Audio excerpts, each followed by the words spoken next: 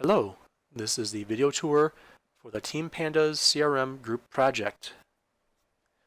We'll be starting with our business case and wiki pages. First off is the revision history.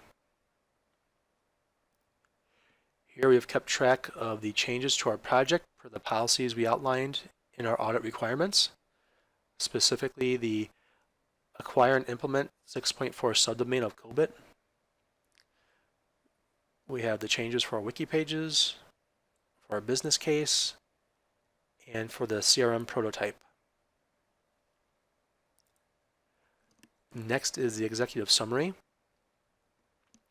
And this is a brief high-level description for the company executives describing the issues that Panda's Produce has identified. It also describes a solution along with the reasoning why Salesforce CRM was chosen as that solution.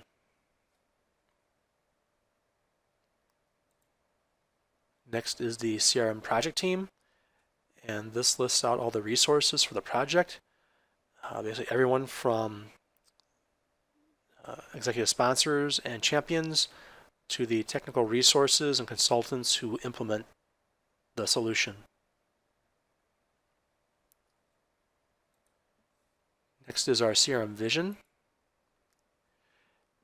And at a high level, this document describes the business vision and goals for our project.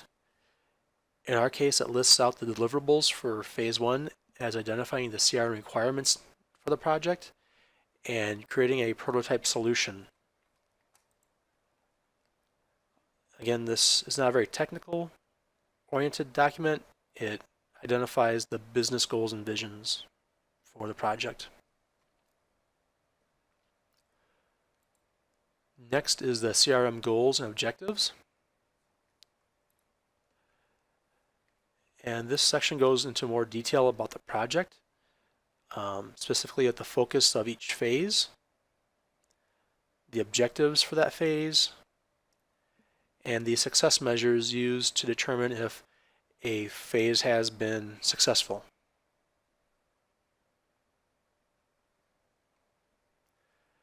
Next is the functional requirements. And this goes into detail about what will be required of the new CRM solution.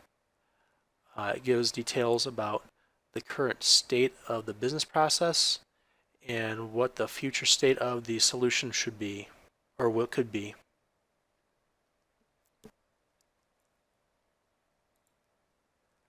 Next is the data requirements.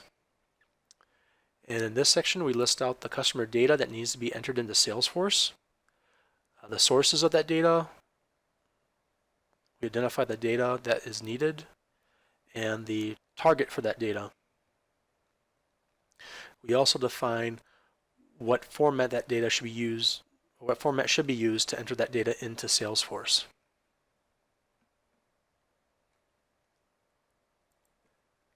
Next up is the CRM audit requirements. Here we have the procedures, or here we have the policies, procedures, and audit controls that are used to be applied, during all phases of our project, using Acquire and Implement 6.4 as an example again for tracking status changes and reporting. We have our policy here. We have our procedure. And then we have our audit control.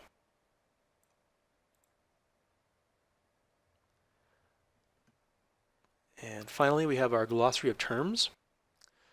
The glossary is used to define phrases and acronyms to be sure their meaning is clear to everyone who might read the business case.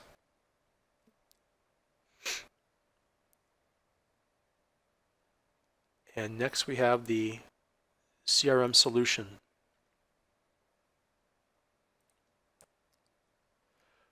So looking at this form, we can see the fields in the record that correspond to what was described in the data requirements of the business plan. Information such as customer name, the potential of the customer, address, email, phone number, contracts, and invoicing, as well as payment status. And it also shows all the features that were required in the functional requirements section of our documentation.